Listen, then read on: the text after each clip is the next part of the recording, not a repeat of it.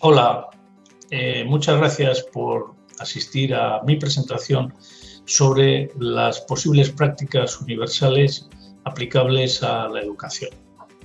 Mi nombre es Javier San Martín y soy Associate Partner en Justede Insights y doctorando en educación en la Universidad de Deusto. Y el objetivo de mi presentación es reflexionar sobre si es posible establecer unas consideradas buenas prácticas a nivel universal idénticas, o por el contrario, es necesario tener en consideración la importancia de las diferencias culturales. Sin más, paso a continuación al comienzo de mi exposición sobre este aspecto. Hola, bienvenidos a esta presentación, la educación en un marco intercultural.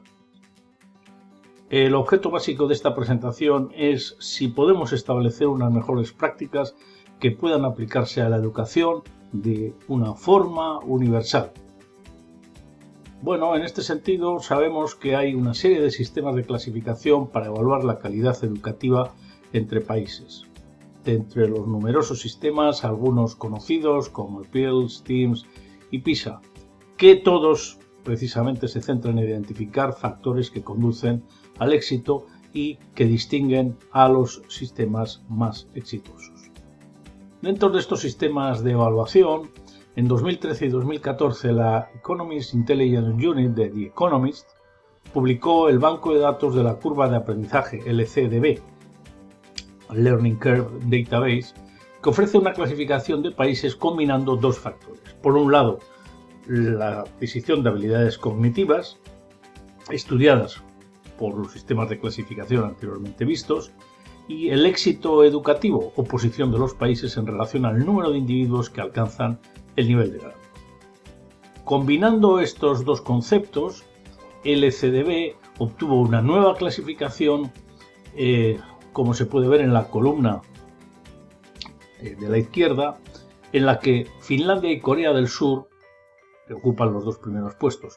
Y esto es interesante porque, como vamos a ver enseguida, tanto Finlandia como Corea del Sur presentan unas características culturales muy diferentes. De todas formas, lo más importante de este estudio es que las conclusiones de los autores fueron básicamente que apenas había conclusiones, porque no había correlaciones claras entre las entradas que, digamos, forman parte de los sistemas de clasificación, como podría ser, por ejemplo, el número de alumnos por clase o el número de años de educación, etc. Parece crucial el contexto cultural donde se produce la educación. También parece complejo desligar los valores culturales de las políticas sociales y educativas y, en general, las reglas aplicadas parecen específicas de cada país. En definitiva, lo que los autores vinieron a señalar es que las entradas se transforman en salidas de una manera difícil de predecir o cuantificar de forma coherente. Y precisamente ellos consideran que la educación sigue siendo eso, una caja negra, donde pasamos de la zona izquierda a la zona derecha a través de lo que podríamos decir una caja negra en la que, y este es quizás el planteamiento clave de esta presentación, la cultura tiene algo que aportar. Bueno, de hecho, en el informe de The Economist, la influencia de la cultura se plantea de una forma muy superficial. Pero vamos a hablar un poco de cultura, puesto que si hablamos de la educación, tendremos que referirnos a qué es esto de cultura y, sobre todo, qué son las diferencias culturales. Y si hablamos de este concepto, obviamente tenemos que hablar del profesor Georg Hofstede, recientemente fallecido, a la edad de 91 años, que desarrolló hace ya prácticamente 50 años un modelo cultural para valorar las diferencias entre países y, al mismo tiempo, que esto fuera de una forma cuantitativa. Georg Hofstede es reconocido como el fundador de la teoría de la gestión intercultural, es considerado una de las personas más influyentes en el mundo según el periódico de Wall Street Journal, o incluso en Google Académico nos encontramos que se está en el puesto 25 de de un ranking de las personas más citadas. ¿Cuál es la aportación fundamental de Ian Hofstede?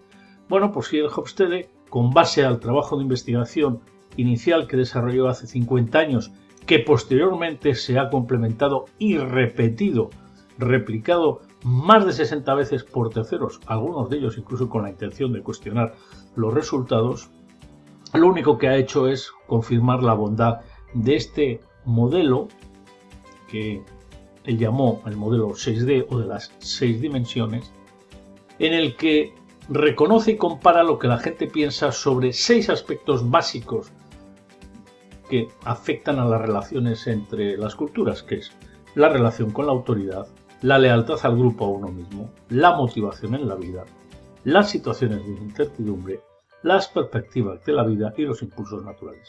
Como se puede ver, las 4 primeras que he citado son origen del estudio inicial y las 2 últimas, de ahí las fechas que aparecen en la parte inferior de cada una de ellas, se añadieron posteriormente.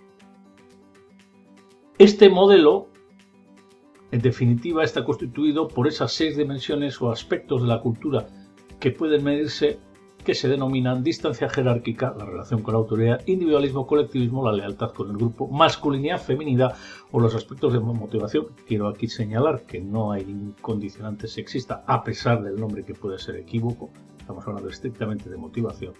Control de la incertidumbre, que hace referencia a cómo gestionamos las situaciones de incertidumbre, orientación a largo plazo o cómo vemos la vida, y sobre todo indulgencia, contención o cómo nos enfrentamos a los impulsos naturales. Bien, pues si hacemos un ejercicio y trasladamos este modelo, por ejemplo, a los países de la Unión Europea de los que tenemos datos, que son 26 de 27, el único que no disponemos de información es Chipre, nos encontramos que hay una enorme disparidad entre todos los países y de hecho ya vemos que en todas las dimensiones hay países en puntos extremos. Esto quizás ya nos empieza a dar una pista de la problemática de la cultura en muchos ámbitos y obviamente la educación no tiene por qué ser una excepción a este aspecto. En definitiva, si analizamos la relación entre esta calidad educativa y la cultura empleando el modelo 6D, bueno, pues empezamos por lo primero por considerar que la curva de aprendizaje LCDB señala 2 aspectos mundialmente reconocidos como base para la valoración de la calidad educativa. Estos aspectos son la existencia de una cultura de apoyo a la educación y la necesidad de un alto estatus de los profesores, a las que podríamos añadir, por ejemplo, la actitud ante los exámenes, que son características fuertemente influenciadas por la cultura. Analicemos el primero de los casos, la cultura de apoyo a la educación. En este tema es curioso cómo Corea y Finlandia, según The Economist, están en una posición extraordinariamente importante, puesto primero y segundo, y sin embargo, culturalmente hablando, se encuentran posiciones muy distantes. Por ejemplo, Corea del Sur puntúa muy alto en distancia jerárquica y sin embargo Finlandia puntúa muy bajo. Esta aparente contradicción en 2 sistemas que sin embargo han sido exitosos, surgen porque la forma en que se ha gestionado son muy distintas. En el caso de Corea del Sur ha sido claramente una implantación de arriba abajo, donde toda la estructura se ha visto comprometida de una forma importante en la mejor educación de la fuerza laboral. En el caso de Finlandia ha habido una aproximación de abajo arriba, porque lo que ha habido es la necesidad de involucrar a las partes interesadas desde una posición fuertemente descentralizada. ¿Y qué decir de otra dimensión? Por ejemplo, el LTO o orientación a largo plazo. En Corea del Sur, que puntúa muy alto como consecuencia de la influencia de la doctrina de Confucio en esa zona del mundo, la educación y la adquisición de conocimientos son importantes. Sin embargo, Finlandia, como todos los países occidentales, no muestran importancia en esto. Luego ya vemos cómo hay una aparente contradicción y no existe ninguna correlación en esta cultura de apoyo, a pesar de ser 2 países que tienen éxito en este aspecto.